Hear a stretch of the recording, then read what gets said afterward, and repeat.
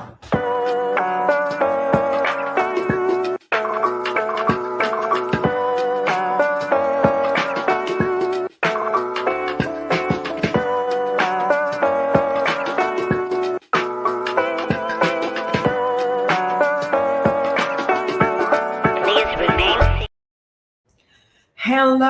and happy Wednesday. Should I say this is the second Wednesday of 2026.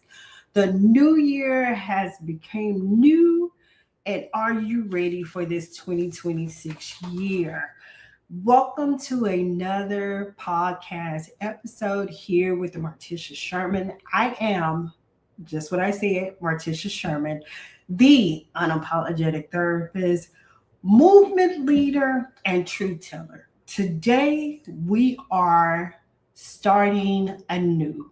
Stigma breakers, the things we don't say, and breaking the myths that are behind these stigmas and dismantling and learning how to regulate our emotions, build a new map of our mind, and just honoring who we are because we are uniquely created. I am excited to be here with you this year, 2026.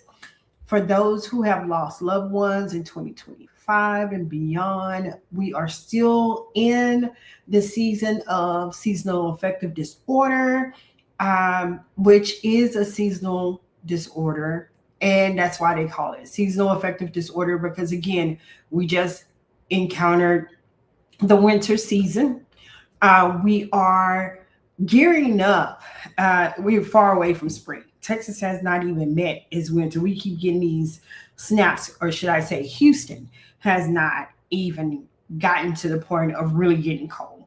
So let's do some clarity. This podcast was created for you, the listeners, those who want to see visual as well as to listen in. Like, share, and subscribe, because I'm here talking about all things mental health. Now, again, here's the disclaimer and here's the disclosure. I am a licensed professional counselor here in the great state of Texas. My office is located in Spring. I love in-person sessions. I'm okay with virtual, but somehow for me in person it makes it more personal and more professional when we can sit down and see each other eye to eye. That way I can be like that unapologetic therapist that you know that I am and call you out on yours, but call you out on love. So here's a disclaimer. What I talk about on this podcast is for you.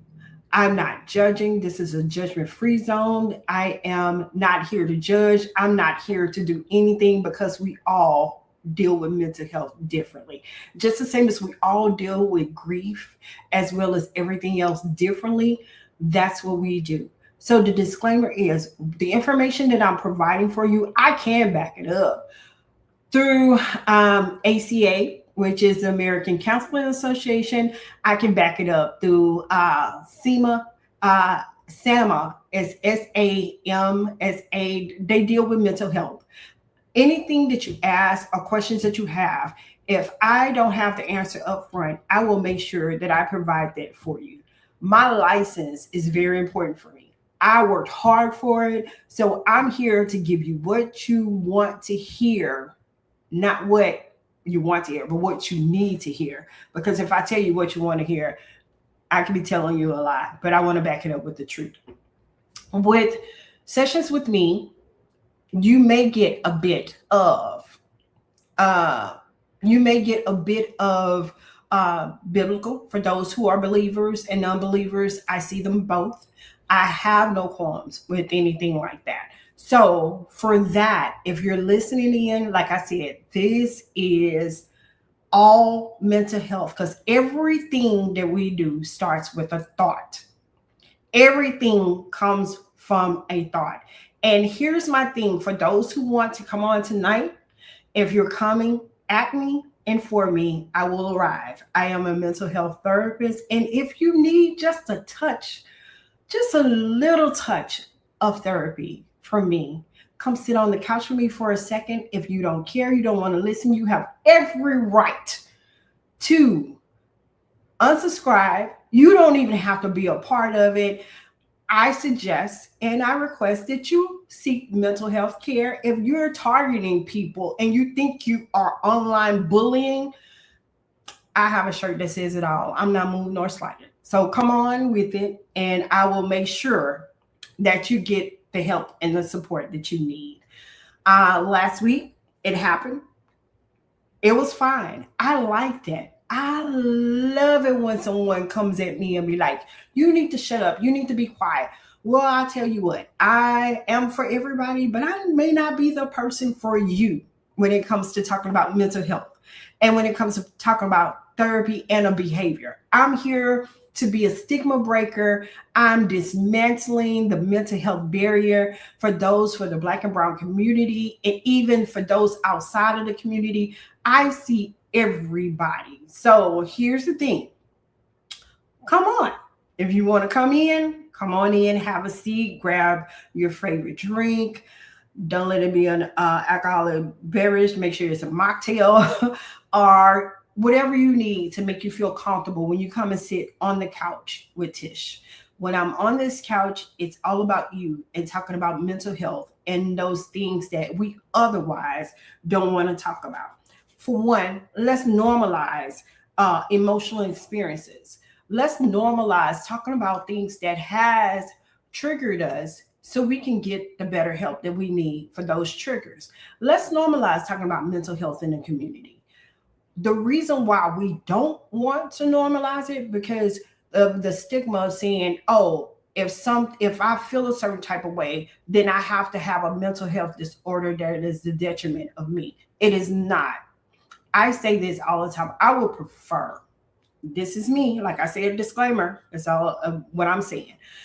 I enjoy talking to someone who knows that they have a mental health disorder or they have mental health issues. Reason being because they're already ready to get the healing and the support that they need.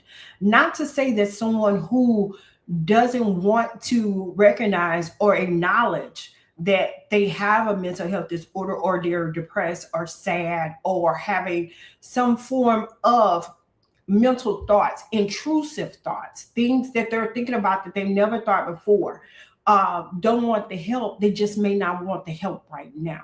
They may not want to acknowledge that, hey, I just need someone to talk to. Therapy is talk therapy, where you sit down and you talk, you have conversation. I enjoy having conversations. I enjoy talking about things that you want to unravel within yourself that happen, childhood trauma. Not everybody has experienced childhood trauma. I really have to stress that over and over again. Everyone has not experienced childhood trauma. Some people don't experience a traumatic issue until later on in life. It could be in their adult life. It could be later on in their generational, just way past their 30s, 40s, 50s, 60s, 70s, 80s, and 90s, being that you're a 90-year-old. I enjoy talking to the geriatric generation. I call them seasonal generationals. Reason being because they have been here.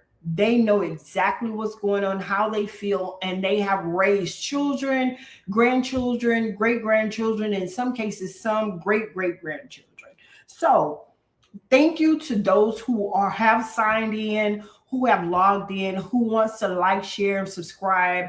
I'm here every Wednesday for 30 minutes to an hour of On the Couch with Tish, where you can ask those questions about mental health, because I'm here to talk about it. Let's talk about humanizing the stigma through the narrative. I'm going to share a personal story about humanizing the stigma.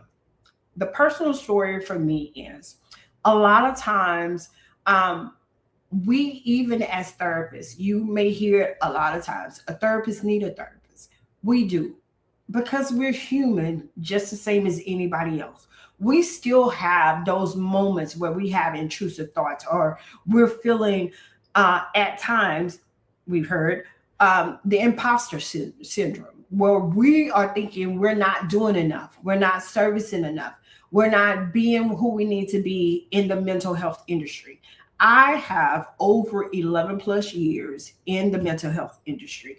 I started off as a mental health technician working inside of a mental health facility. So I had an opportunity to meet a lot of people from different backgrounds, different cultures, who were having either a psychotic episode or they just needed a break. They needed a mental health break. So they were able to come inside of this facility and get the services that they need. Of course, you hear people, well, my psychiatrist is not spending enough time with me, or my doctor is not spending enough time with me. Well, when you're in these facilities, you have a team of people. You have your techs, you have your nurses, you have your doctors, you have a whole team of individuals that's there to help you.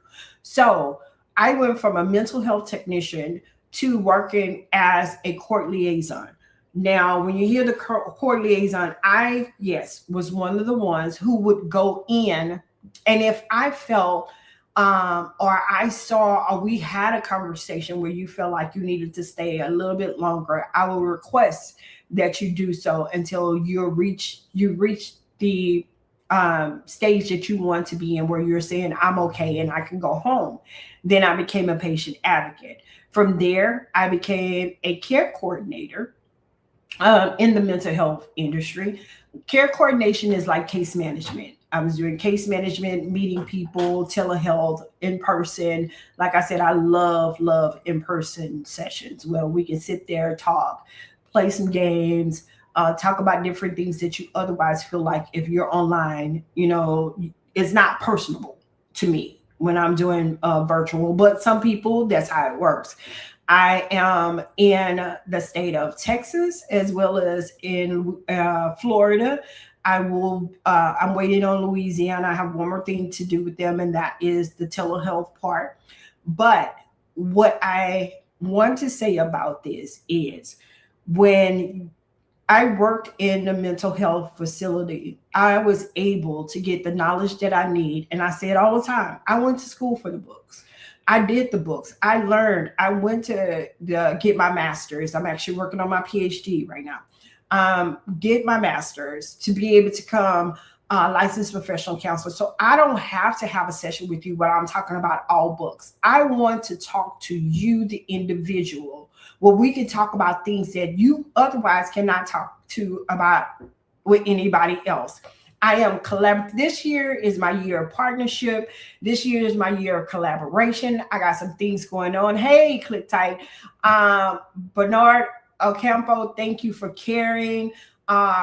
Roman, thank you for not caring. I hope you did not fully subscribe. And if you did, I appreciate it. Come talk to me. Continue to sit on the couch with me. But again, I did the work. So what I'm out here doing right now is stigma breaking, the things that we don't want to say. All of those cliches. I said it last year when I started my podcast. It's been a year. Thank you for all of those who have participated, who have been a part of seeing this podcast grow. Thank you, thank you, thank you. I acknowledge you. I appreciate you. But what I want to say is, we need to continue to normalize and talk about things, about what's bothering us the most. When it comes to what happens in the house stays in the house, that is across the board. That's in every race, every culture, every nationality. It is those hidden secrets that keep us isolated, away from people, not getting the help that we need, and wanting to talk about it until something breaks. And what I mean by something breaks, we all have a breaking point. There is no person on this earth that I know of that has not experienced a breaking point. So even I have, as a mental health therapist, you have a breaking point. And I want you to be able to freely talk about those things. And you see my number scrolling across the bottom. I am in spring. I am in the spring area, 2920 area, between that and Louetta. You can find me on all social media platforms. You can request services. I do take all major insurances, as well as I do have packages for self-pay clients. So again, let's get back to the things that we don't want to say. Why would you sit there and harbor things that has happened to you in the past, only for something to trigger you to where it would cause you to have a break? Talking about things that happened in the past, some people find that those things are hard to talk about. The hard thing about it is you're acknowledging that it happened. So what do you do next? Let's talk about the emotional impact that goes on with that thing of holding it in for a stigma. Stigma. Let's talk about the word stigma. Okay. That word within itself, stigma and stereotype. I talked about that last year. Stigma is putting you in this bubble of things, of feeling a certain type of way about how to address something. It don't always have to be mental health.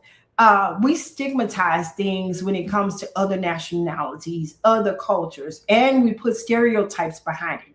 You see somebody walking up the street, and because they're walking up the street and they may be listening to music, and I do this illustration all the time, listening to music, and you think because they're talking to themselves that they're endangering themselves. They're not. They're listening to music. They may have their earpods on. They may be walking, just listening to music. There's nothing wrong with them. What I want you to pay attention to, if you really want to pay attention to things such as that, is if they're doing stuff to endanger themselves by either running out in front of traffic, um, getting on the freeway to harm themselves, jumping out of in that, or doing things for self-harming.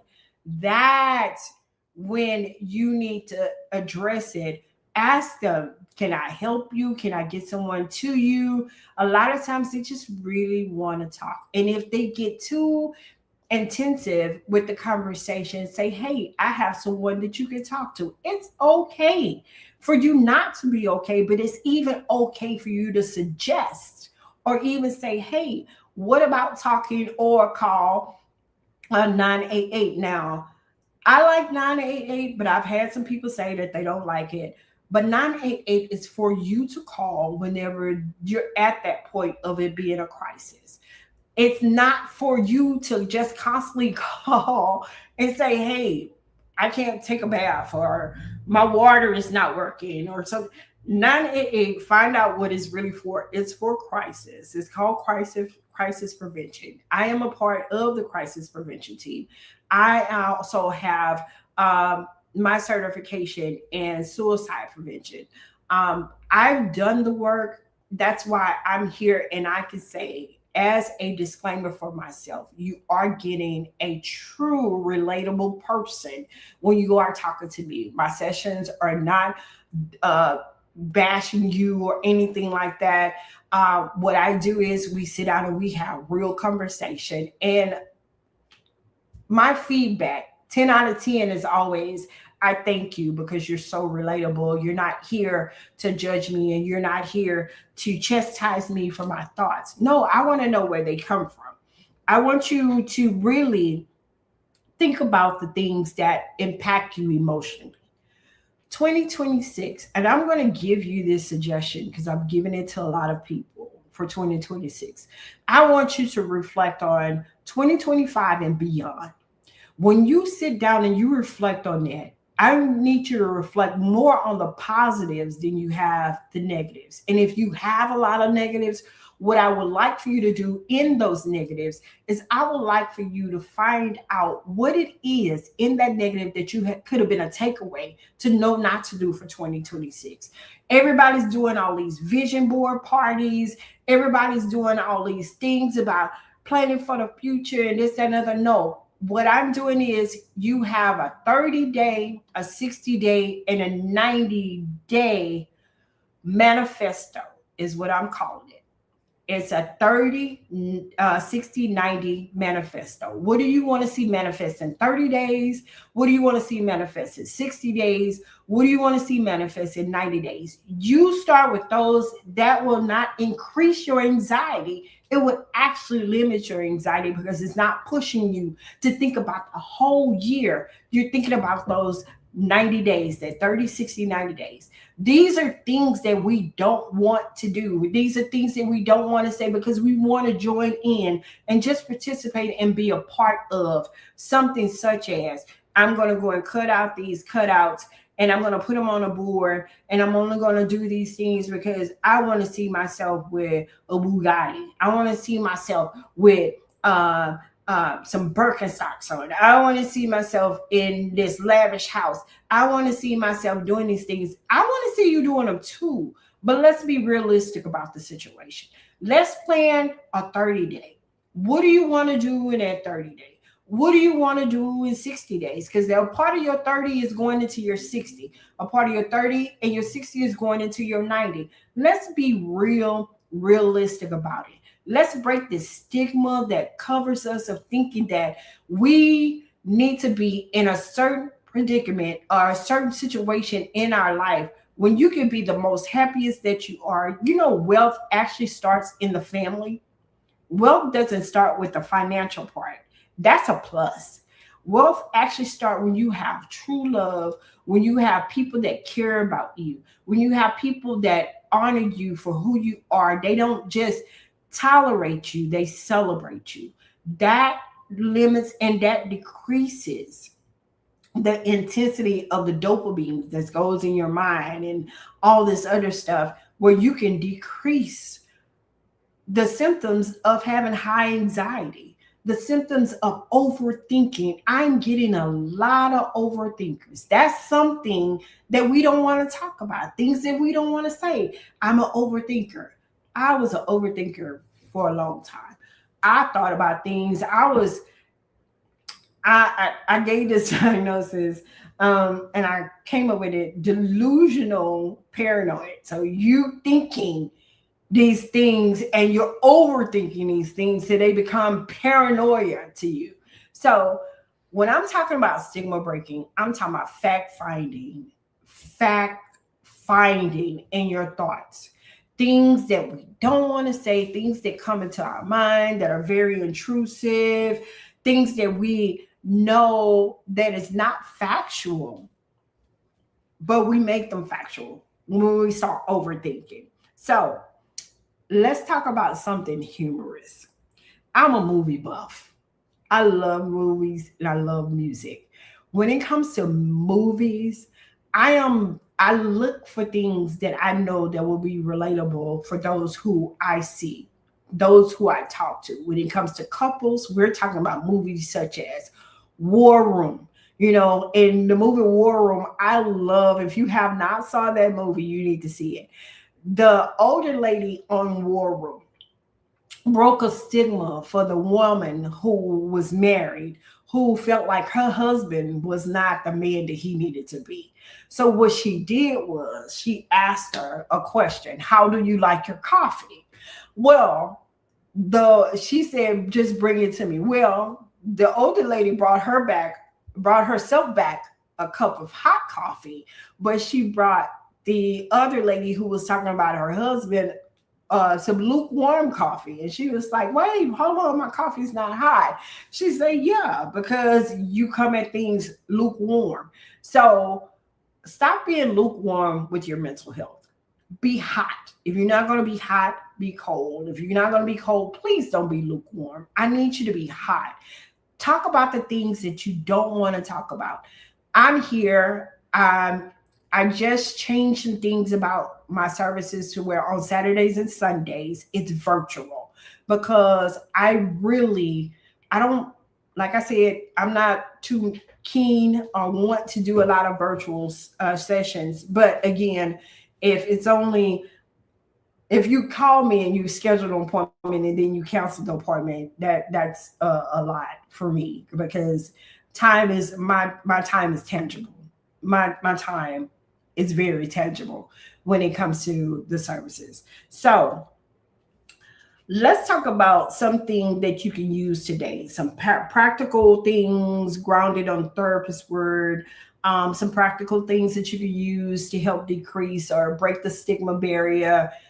Conversations with the loved one, someone that you trust, even if it's not a therapist at the time. Trauma dumping and bipolar cycling. Look for that. Trauma dumping, bipolar cycling, emotional deregulation, all of those things are things that we need to talk about when we talk about stigma breaking. Just because something may seem that way for you, but when you talk about it and you talk it out loud, then you can understand and hear yourself talk out loud about those things. And there's nothing wrong. Do you go inside? I have to ask this. Do you go inside of a grocery store? And when you're inside of that grocery store and you see something and you're like, do I really need this? Or do I already have this at home? And then you say to yourself, I think I got it at home. There's nothing wrong with that. Why do people feel like if you talk to yourself and you say something out loud, then something's wrong with you? We do this all the time. There's nothing wrong with that. There's nothing wrong with saying something to yourself out loud and responding out loud to it. I do it constantly. I could go inside the store and be like, hey, don't I have this seasoning? Oh, no, I don't have this seasoning, so I need to buy it. Or, yeah, I do have this seasoning, especially if I write a grocery list. So, back to everything that we're talking about, let's make sure that you are okay. And I know that's a question that I generally ask in an intake session. I'll ask this one question. What is one thing you wish someone would ask you that you never been asked before when it comes to your mental health? What is one thing that you wish someone would ask you that has never been asked of you pertaining to your mental health? And you want to know the one thing that I always get? Everybody always wants to ask you to ask them, are you okay? And be real about it and know that I can say, no, I'm not. I'm not okay. And ask, well, what can I do to help? How can I help you get to be okay? And a lot of times when they can tell that you care, they will open up and say, hey, I have not been able to sleep. My eating patterns have changed. I am isolating. I don't want to be around people. I don't want to talk to people. And there's nothing wrong with saying I don't want to be around anybody. I don't want to talk to anybody. Some people just don't want to be people. And it's okay with that.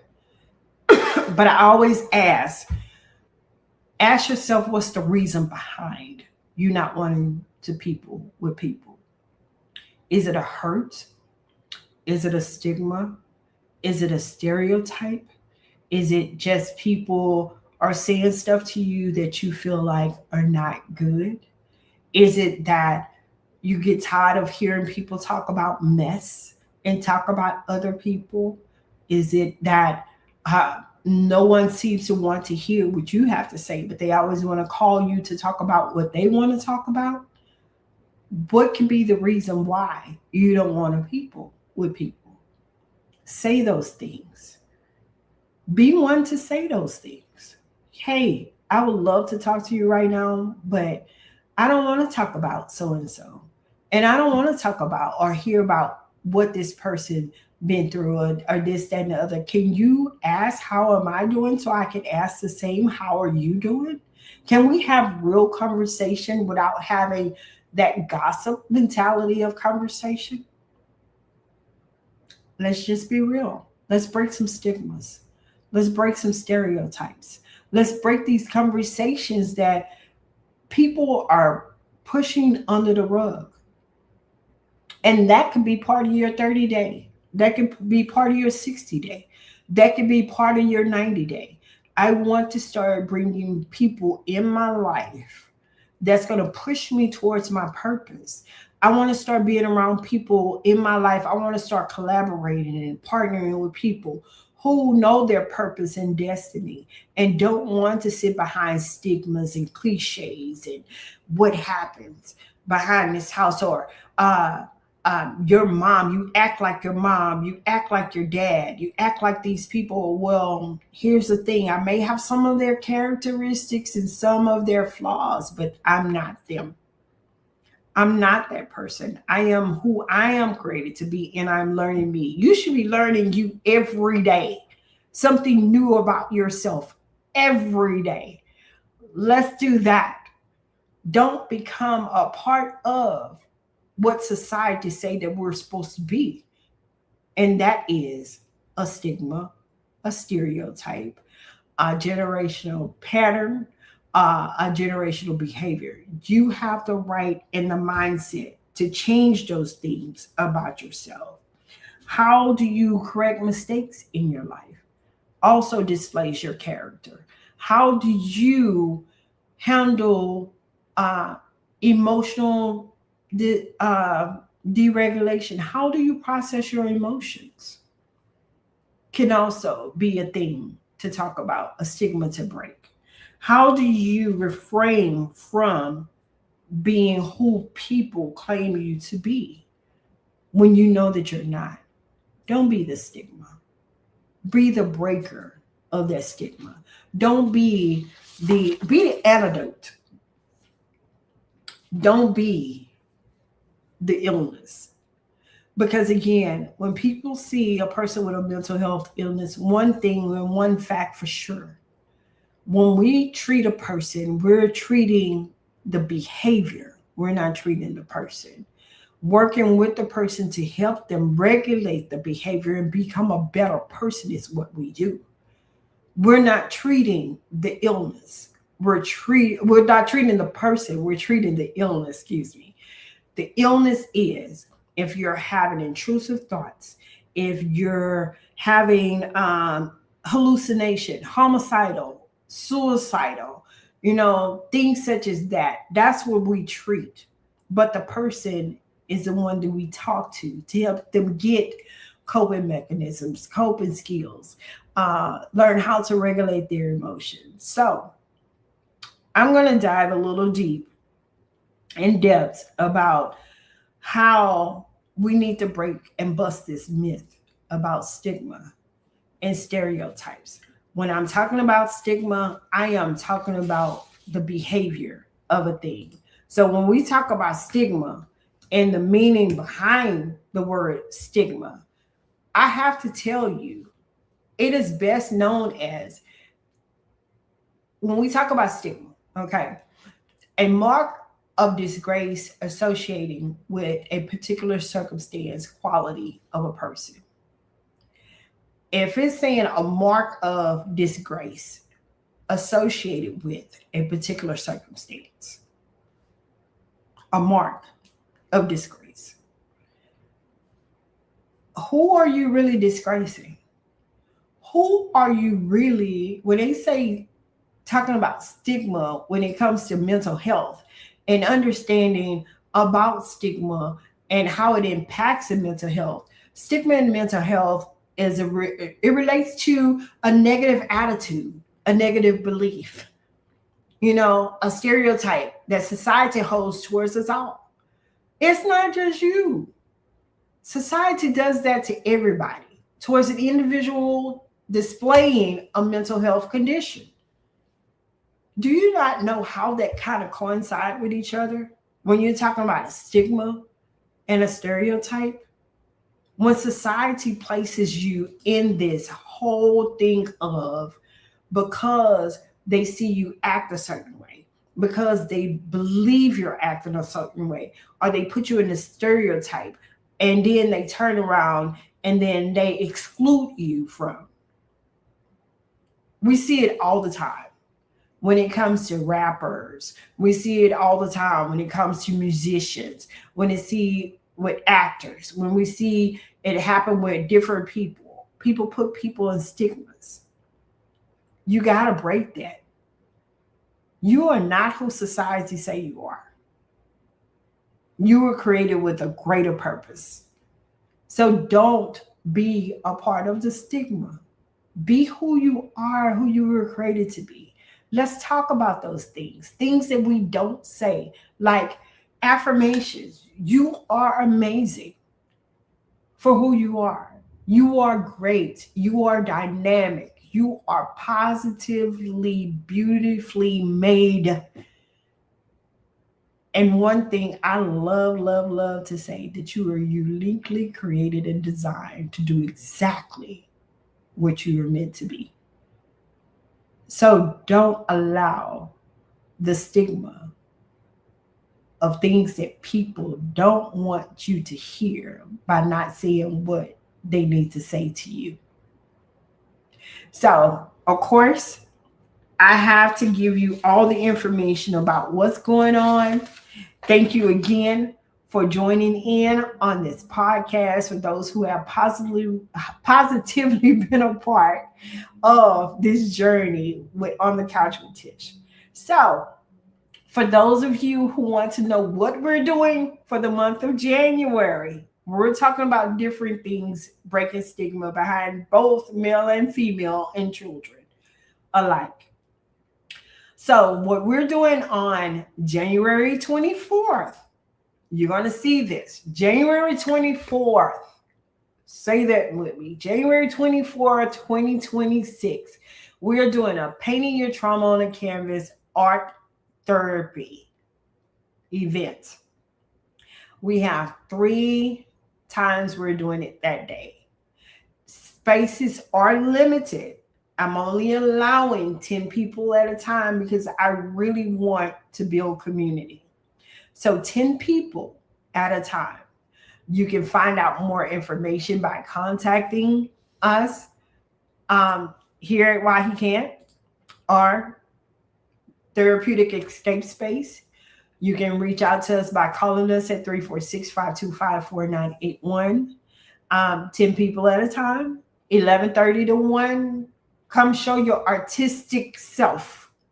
I didn't say artism. I said artistic, meaning that you have creative abilities to do artwork. Also, 2:30 to 4, as well as 4:30 to 6 p.m. The cost is $25. It covers everything from your canvas to your paintbrushes to the food to the things that we're doing, the activities, the drawings, the gift giveaways. It's covering all of that. So come be a part of. And Therapeutic Escape Space is presenting this. We're under Why He Can't and Color Me Stigma Free. We're hosting our first of this year, Painting Your Trauma on a Canvas. And you don't even have to have a traumatic issue or situation. You can still come out and paint with us and just enjoy. It's group therapy, it's group interaction. And of course, I will be there. It's called Painting Your Trauma on a Canvas Art Therapy. That is January 24th. You will see this. I'll be posting this all on my social media pages, and you don't want to miss it. Honestly, you do not want to miss this at all.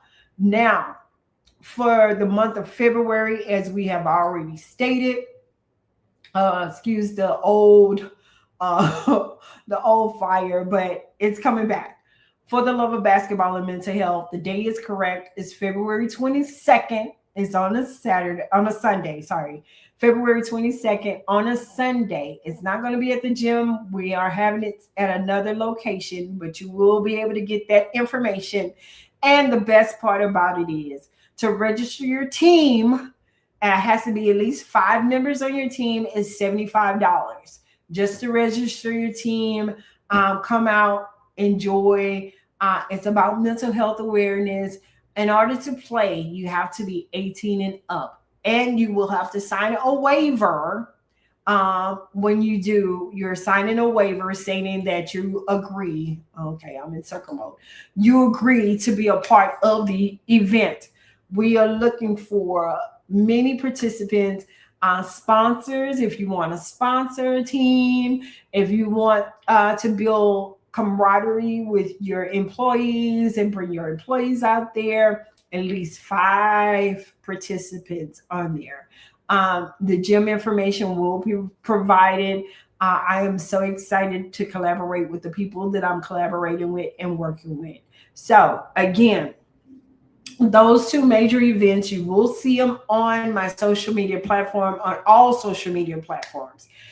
Again, I really, really, really want to wish you a happy, happy new year.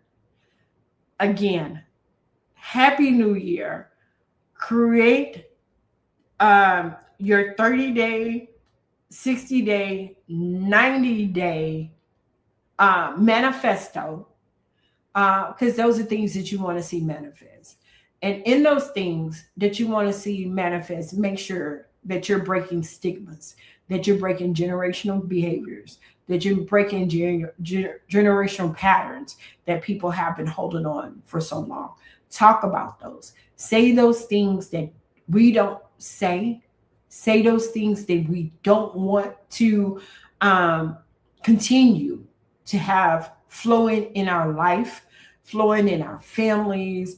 It's time out for it, guys. It's time out for things that these behaviors that have been going on for so long to continue to impact our emotions, impact our families, impact the times that we share with each other.